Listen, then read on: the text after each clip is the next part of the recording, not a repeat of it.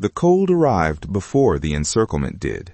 Long before the Soviet Operation Uranus closed the ring around the German Sixth Army on November 23, 1942, the steppe west of Stalingrad had already begun its work. The temperature dropped through October. Through November, it accelerated. By December, it had reached -25. By January 1943, in the weeks when the battle's outcome was already decided and only the dying remained to be completed, thermometers at Pitomnik airfield registered -41 degrees Celsius. Let me be precise about what that number means for a human body. At -41 degrees Celsius, exposed skin begins to suffer frostbite in under 10 minutes. At -41, the vapor from your breath freezes before it disperses. You exist inside a small cloud of ice crystals that you yourself produce. At -41, the air entering your lungs is cold enough to cause pain with every breath, a sharp constriction in the chest that men described as being stabbed with something that had no blade, just cold. At -41, the fat beneath your skin begins to act as a thermal conductor rather than an insulator, pulling heat outward from your core with an efficiency that your body's survival systems cannot counteract. And most of the 330,000 men of the Sixth Army were wearing summer uniforms, not because the Wehrmacht had not prepared winter clothing. They had. But the clothing existed in depots hundreds of kilometers to the rear, held back by logistics officers who had been told, by the same command structure that sent these men to the Volga, that the campaign would end before winter. The clothing waited in warehouses. The men froze in cotton field gray. This is where the story begins. Not with tanks, not with artillery, not with the tactical decisions at Stalingrad that historians have argued about for 80 years. The story begins with the temperature, because the temperature was the first enemy, the most democratic enemy, and the one that never stopped attacking.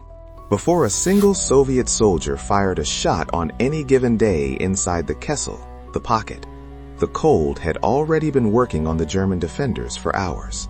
It began before dawn, when temperatures were at their lowest, and men who had managed to sleep woke inside whatever shelter they had found, with their boots frozen to the ground. Not metaphorically. The leather of the boot had bonded to the earth through repeated cycles of slight warmth from the foot, moisture absorption, and refreezing. Men reported needing to cut their boots free from the floor. Men who had removed their boots to sleep, which they had been warned not to do, discovered that the boots had become rigid, had shrunk slightly as leather contracts in cold, and could not be forced back onto a foot that had already begun to swell with the first stages of frostbite. The morning began with a problem that would have seemed absurd at any other point in their lives. They had to determine whether they still had functional hands. At those temperatures, with the inadequate gloves available and the impossibility of maintaining any warmth through the night, the fingers were frequently numb by morning. Not the comfortable numbness of mild cold. The specific numbness of tissue that has been cold for so long that the nerves have stopped reporting sensation entirely, which is itself a warning that the tissue is approaching the irreversible threshold. Men would look at their own hands, flex the fingers, and observe the movement as if watching someone else. They could see the fingers curling. They could not feel them curling. The disconnect between visual confirmation and sensory feedback, being able to see your own hand move but not feel it, is among the more psychologically disturbing aspects of severe frostbite, documented in German medical records from the period and in survivor accounts compiled after the war. This is before they had to pick up a weapon. Let's talk about the weapons, because the weapons are where the cold strategic impact becomes most visible. The Karabiner 98K, the standard German infantry rifle in 1942, was designed to function in temperatures down to approximately -20 degrees Celsius if properly maintained with the lubricants available to the Wehrmacht. This was not -20. This was -41 at its worst, with sustained temperatures of -25 to -35 throughout January. Standard weapon lubricants, oil-based compounds, had a freezing point around -15 to -20. Below that, they did not thin, they thickened, then they gelled, then they solidified. By December, German soldiers in the Kessel had been told to remove all lubricant from their weapons. Zero oil, zero grease, dry mechanisms only. This helped. It also meant that the metal-on-metal friction of the bolt action, without any lubrication at all, wore components faster and generated a faint grating resistance that men could feel even through numb fingers. Operating the bolt of a dry Car 98K in -30 required deliberate, conscious physical effort, not the smooth, practiced motion that months of training had built into muscle memory, but a two-handed, effortful shove followed by a lifting pull that was slow enough to be tactically catastrophic in close combat. Automatic weapons failed differently. The MG-42 machine gun, which the Germans relied on heavily for suppressive fire, used a recoil-operated mechanism that required propellant gases and bolt velocity to cycle correctly. In extreme cold, the propellant burned with reduced efficiency, producing less gas pressure. The bolt moved slower than designed. The timing between bolt movement and cartridge feeding, a mechanical sequence calculated to thousandths of a second, fell outside tolerance. The weapon stalled. Sometimes a partial extraction left a spent casing jammed in the chamber. Clearing a stovepipe jam in -35 degrees with numb fingers, under fire, wearing inadequate gloves, was a task that required more dexterity than many men still possessed. The MG-42 gunners had developed techniques. They urinated on the weapon before combat to warm the action.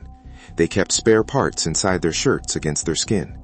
They waited inside a building until the last moment to move outside, knowing that every minute of exposure was another minute of mechanical degradation. But the techniques were improvisations, workarounds for a situation that was never supposed to exist. The same problem afflicted every mechanical system. Tank engines required preheating for 30 to 40 minutes using open flames under the engine compartment, time-consuming, and with Soviet snipers operating from prepared positions, potentially fatal. Without preheating, the engine oil had congealed to a consistency that starter motors could not turn. Vehicles left running overnight consumed fuel at 3 to 4 times the combat operational rate. The fuel situation inside the Kessel was already catastrophic, so vehicles were left to freeze. In the morning, sometimes they started, sometimes they did not. The cold had neutralized the mechanical advantage of a mechanized army. But the weapons and vehicles were abstractions, in a way. The men were not abstractions. Let me show you what the cold actually did to human tissue over sustained exposure. Not the dramatic, acute injuries, but the slow, grinding physiological deterioration of men living in sustained extreme cold without adequate shelter, food, or clothing. The first thing to go was the extremities.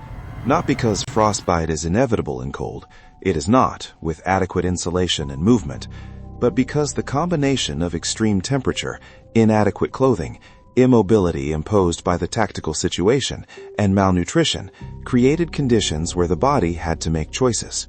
Core temperature is life. Extremity temperature is negotiable. When the body's heat production, which depends directly on caloric input, and the caloric input inside the Kessel had dropped to starvation levels by December, is insufficient to maintain both core and peripheral temperature, the peripheral circulation shuts down. The body is not malfunctioning. It is performing exactly as designed, sacrificing the parts that are not immediately critical to sustain the parts that are. The fingertips, the toes, the earlobes, the nose, the skin over the cheekbones. These areas received reduced circulation first. The tissue cooled. Below a certain threshold, ice crystals formed in the fluid between cells, mechanically destructive, rupturing cell membranes and severing the microvascular structures that delivered oxygen. German field medical records show that frostbite cases admitted in December and January frequently presented with damage far deeper than the initial assessment suggested. What appeared as superficial skin damage after rewarming revealed itself as full-thickness tissue destruction extending to bone. Rewarming was itself a problem. The German medical literature from the period uses the word unbearable repeatedly to describe the pain of returning blood flow to severely damaged tissue. The correct treatment required controlled rewarming and wound care that the field stations did not have supplies to provide. The supplies had run out. The airlifts were insufficient. Wounded men lay on floors because the beds had been burned for heat weeks earlier. Frostbite casualties during the Stalingrad encirclement are difficult to precisely quantify because German record-keeping collapsed along with everything else as the encirclement continued. But medical historian Rüdiger Overmans, working from incomplete Sixth Army records and post-war accounting, estimates that by the final weeks of the battle, frostbite accounted for more daily casualties than combat wounds. Not more deaths. Many frostbite cases were survivable with treatment that was unavailable, but more men removed from any ability to fight. Men who had lost fingers could not operate weapons. Men who had lost toes could not walk. Men who had lost sensation in both hands entirely, which was not uncommon by January, could not do almost anything that a soldier was required to do. By February 1943, the Sixth Army was not an army, it was a population. The encirclement began on November 23, 1942. The ring was complete within 72 hours, trapping approximately 330,000 German and Axis soldiers inside a pocket that measured roughly 40 kilometers at its widest point and 30 kilometers at its longest. The Wehrmacht High Command's promise of air supply, Göring's guarantee of 500 tons per day, was impossible. The Luftwaffe managed an average of 94 tons per day over the entire airlift period. The minimum daily requirement to sustain the Sixth Army at subsistence levels was 300 tons. The gap between 94 and 300 was the space in which men starved. By December, rations had been reduced to 200 grams of bread per day. By January, to 100. 100 grams of bread is approximately 250 calories. A soldier operating in -30 temperatures, burning additional thermal energy just to maintain core temperature, required 8 times that. The body in caloric deficit at extreme cold burns its own tissue for fuel, fat first, then muscle. The men were eating themselves, slowly, metabolically, without choice. Soviet soldiers who accepted German surrenders in early February described encountering men who appeared bloated but weighed as little as 40 to 50 kilograms, men who had weighed 75 to 80 kilograms when the campaign began. The faces were wrong. Survivors used this word specifically. Not the hollow-cheeked thinness of starvation as commonly imagined, but a combination of starvation edema and skin color, a grayish, yellowish pallor that made men look not like very thin humans, but like something that occupied the same shape as a human without quite being one. Inside the shelters, the cellars, the bunkers, the ruins of buildings, the cold was still present, but survivable if you did not move. -10 inside a crowded cellar, while the temperature outside held at -35. This difference was the difference between slow death and faster death. The problem was that some men had to operate in the open. The sentries, the forward observers, the supply carriers moving between positions. The men who had to go outside for whatever operational reason and then return, covered in the fine crystalline snow that the Russian steppe wind carried horizontally in winter. The particles small enough to penetrate any gap in any clothing, to work into the spaces between collar and neck, between boot and trouser, to accumulate against the skin and melt slightly from body heat, and then refreeze when the man stopped moving. Coming back inside after exposure to that was a specific experience that survivors described in remarkably consistent terms. You entered the cellar, or whatever space served as shelter, and the relative warmth hit your face, and for a moment it felt like rescue. Then the sensation returned to the extremities that had gone numb outside, and the sensation was not relief, it was pain. The return of blood flow to tissue that has been cold for an extended period produces pain whose intensity is disproportionate to what has actually happened. The nerves, resuming transmission, report the accumulated damage from the cold all at once. Men who had been outside for 2 hours came back in and screamed. Not all of them. The ones who had already sustained enough frostbite damage to have lost significant sensation in the affected areas did not scream, because there was no longer sufficient nerve function to generate the pain signal.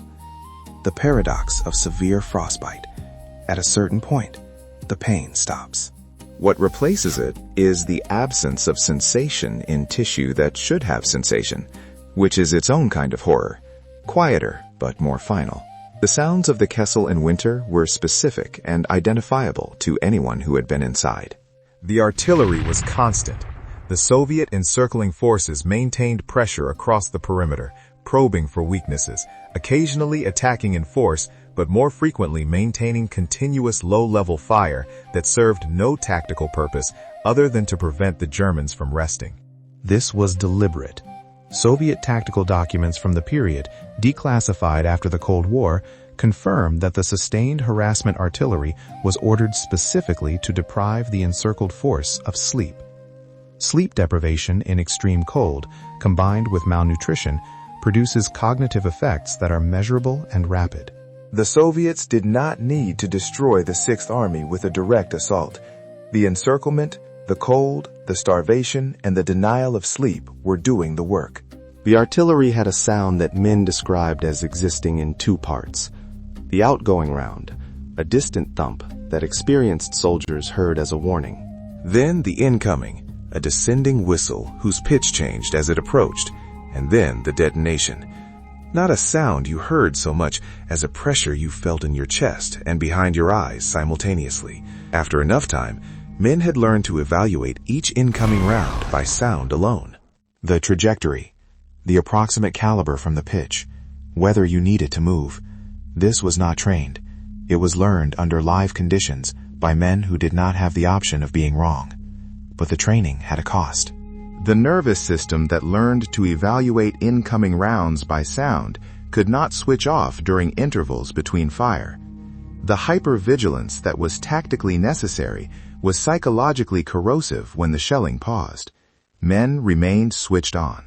They could not sleep, not only because the artillery kept returning, but because the nervous system had been reconditioned to treat silence itself as suspicious, as a possible indicator of something worse coming. The silence between barrages was not peace. It was a different kind of threat signal. There was another sound, the sound that German survivors mentioned more consistently than any other when describing the Kessel in winter: the wind.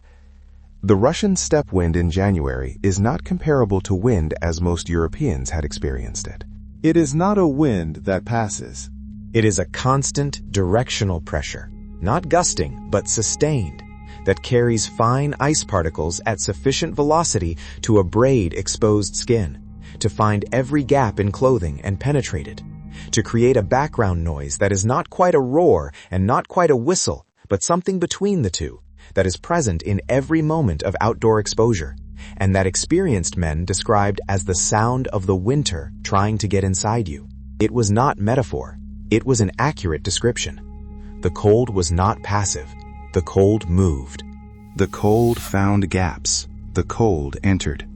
By the second week of December, the Sixth Army's medical infrastructure had effectively collapsed.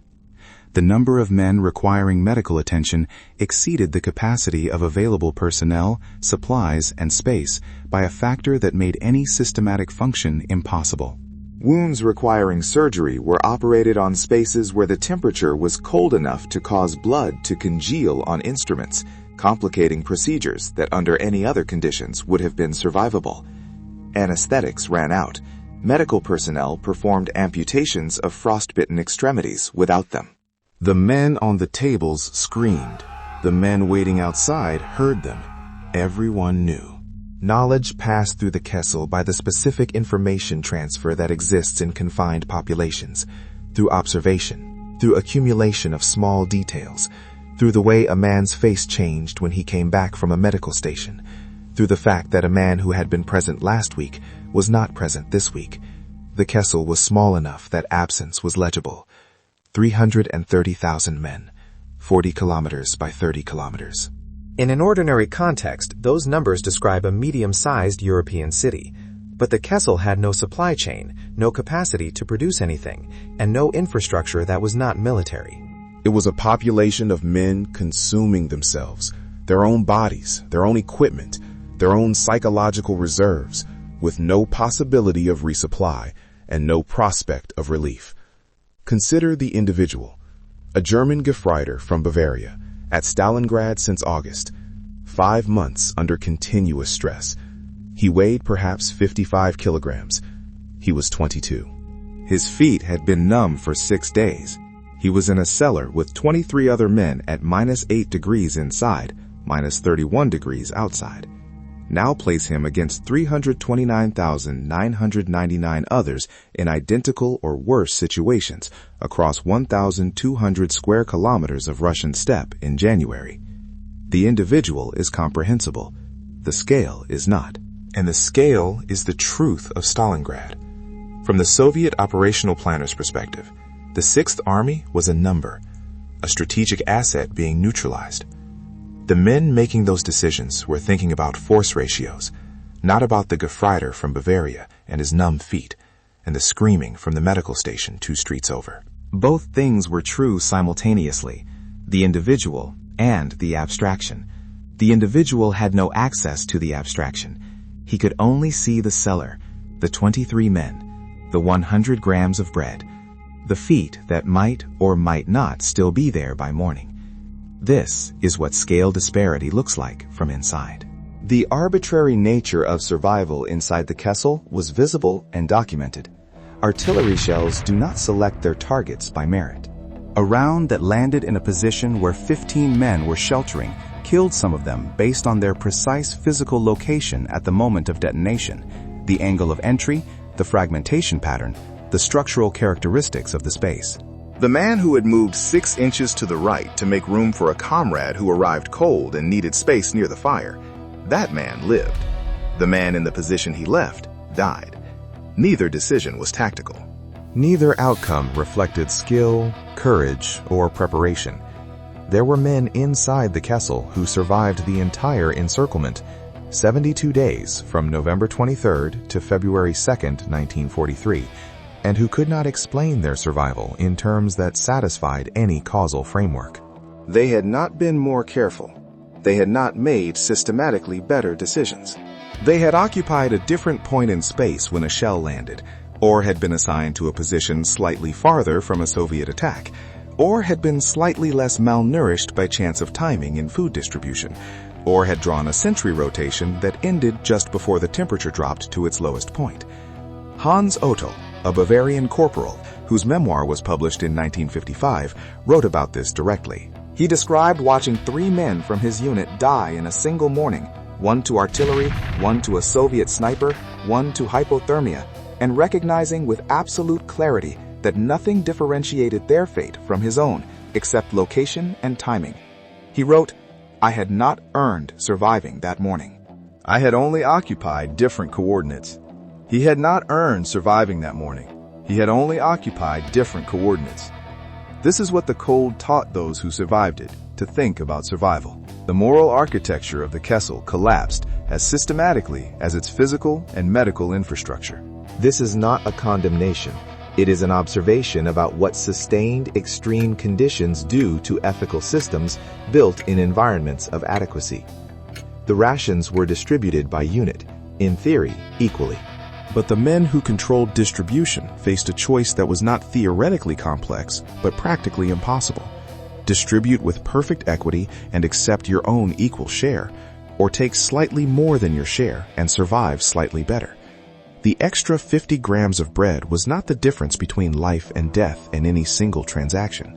But over 6 weeks of starvation, the cumulative effect was measurable in the micro advantages that determined whether you were the man who lived or the man who did not. By December, soldiers were trading personal items for food: photographs, rings, watches. The trade was almost always disadvantageous to the person who needed food. The man who traded his wife's photograph for a single piece of bread understood, at some level, that the photograph had been worth more than the bread to him the week before. That the trade represented a recalibration of his values under pressure. That he was, in some measurable sense, not the same man who had arrived in August. The conditions were making him someone else. Post-war survivor testimonies describe men coming back to themselves after the capitulation, looking at what they had done and who they had become inside the Kessel, and not entirely recognizing that person. Not dramatically, in the quieter, more disturbing sense of recognizing that extreme conditions had reached inside them and moved things they had believed to be fixed. The cold did not only freeze fingers, It froze the barriers between who a person chose to be and what a person would do to survive. The Sixth Army capitulated on February 2, 1943. Approximately 91,000 German soldiers went into Soviet captivity. Of those, approximately 6,000 would return to Germany. The rest would die in Soviet prisoner of war camps from the same combination of cold, starvation, and disease that had already killed more than 200,000 of their comrades inside the Kessel. For the 6,000 who eventually returned, many not until the early 1950s, the return to Germany did not end the Kessel. It had ended geographically. It had not ended internally. German historian Jochen Hellbeck, in his 2015 study drawing on Soviet interview records of German prisoners, documented how the experience of the Kessel manifested in survivors years after the war. The patterns were consistent across men who had been in different positions, different units, and different stages of the battle. The cold stayed, not as a metaphor, as physiology. Men who had suffered frostbite damage reported permanent heightened sensitivity to cold in the affected areas. Not numbness, as one might expect from damaged nerve tissue, but the opposite, hyperalgesia, an amplified pain response where temperatures that other people found merely uncomfortable produced sharp, specific pain in the fingers, feet, ears, and facial areas that had been damaged in the Kessel. The damage to the microvascular structure of the tissue had been permanent. The body's cold-sensing systems in those areas had been permanently recalibrated. These men could not be cold without remembering the Kessel. Not metaphorically, neurologically.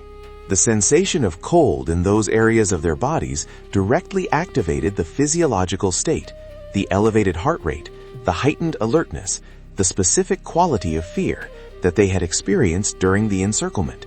They had been physically reconditioned. The cold was a key. It unlocked a door that the survivors could not choose to keep closed. Hermann Strelo, a Sixth Army artillery officer who survived Stalingrad, Soviet captivity, and returned to West Germany in 1955, gave an interview in 1971 for a Bavarian radio program documenting the experiences of Stalingrad survivors. He said, and this was translated and preserved in the German Federal Archives, "Every winter since 1943, when the temperature drops below a certain point, I stop sleeping. It is not a decision. Something in my body believes it is still in the Kessel. I have to explain to myself that I am in my house in Augsburg, in a bed with enough food in the kitchen to last 2 weeks. The body does not believe this as quickly as the mind does." This is the permanent scar of the sensory hellscape, not the dramatic wounds which the post-war medical system could catalog and partially address, not the psychological diagnoses which the clinical language of the period was poorly equipped to name and the German post-war culture was unwilling to discuss. But the specific, private, bodily reality of being a man whose nervous system had been trained by 72 days in the Kessel and whose training could not be fully untrained. Every winter in the 1950s, 1960s, and 1970s, as Stalingrad survivors aged into middle age and old age, there were nights in January when the temperature dropped, and something in a man's body noticed before his mind did. The extremities reported in. The old mapping activated. The survival cognition burned into these men during the winter of 1942 to 1943. The listening for incoming fire. The assessment of available shelter. The background calculation of how much longer this could continue performed its check. The check always found the same thing. It was cold. Something was wrong. The Kessel was happening, and then the mind caught up. Augsburg, 1971. A bed. Enough food, but the check had already run. The body had already been, for those few seconds, back in the cold outside Stalingrad, operating the bolt of a dry K98K with fingers that might or might not respond, existing in a situation where the only reasonable response to being alive was the mild, continuous astonishment that it had not yet stopped. That astonishment did not fully end.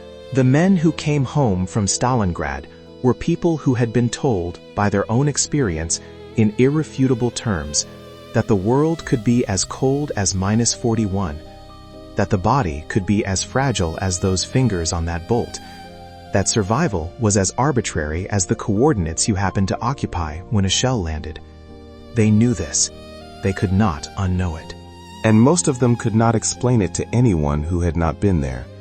The gap between what they knew and what the people around them could understand, wives, children, neighbors, the post-war German society that was itself in the process of constructing a relationship with what had happened, was a silence that the survivors carried. The silence was not chosen. It was the natural result of an experience that language, in its ordinary form, was not equipped to convey. This video is an attempt to narrow that gap. Not to close it, but to stand at its edge with enough precision that the distance between ordinary experience and the Kessel becomes slightly more visible. Here is my question for you. The Sixth Army was told it would be relieved. The airlift would arrive. The relief force would break through. They were told this by their command structure through December and into January, as the supply situation became incompatible with the lives of the men in the pocket, and as the relief force was stopped 50 kilometers short and turned back. The men received these reassurances and, in many cases, continued to fight, not because they believed the reassurances were true, but because fighting was the only behavior available within the structure they still existed in. What does it mean to continue operating within a structure that has failed you? To maintain the behaviors of a functioning soldier when the system that gave those behaviors meaning has collapsed around you? Drop your thoughts in the comments. If this changed how you think about what the Eastern Front actually was, not as a military operation, but as a human environment, hit that like button and subscribe for more history that refuses to look away from what war actually requires of the people inside it. Thanks for watching.